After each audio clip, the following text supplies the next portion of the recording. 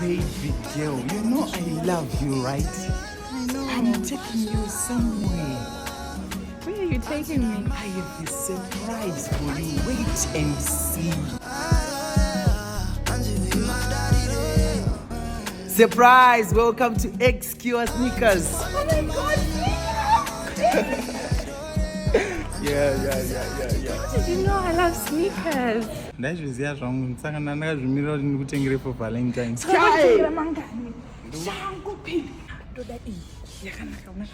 Okay, tora dzese dzaunoda babe. Tora dzese dzaunoda. It's our Valentine's Day. Tora dzese dzaunoda ndini kubhadhara mari yako.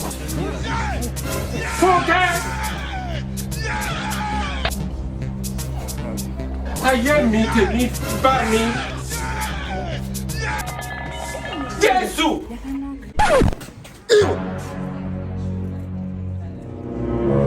Chokwadi iwe watora mari yese yerendi kumba kuwakuya uzonospenda pane musikana yeye naiwe chiko newe magic iwe. Ndina nguva kunoka nditi vhale ndiye vanhu tu here ndana nguva zongomutengera musikana wangu bhutsu. Manje ukutotengera munhu wese bhutsu idzodzo. Shoni, tora dzese dzaunoda imomo. Ndikutotora dedi. Ukudanana nemurungu. Mukeda. Asi uda kupenda dzinza here naasi magic.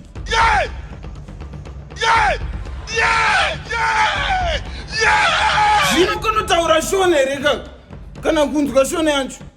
Ndinotaura. Dedika. Uri kutoona video irinori apa Valentine's Day yatosvika apa una mujolo chiko naiwe newewe. Happy Valentine's Day.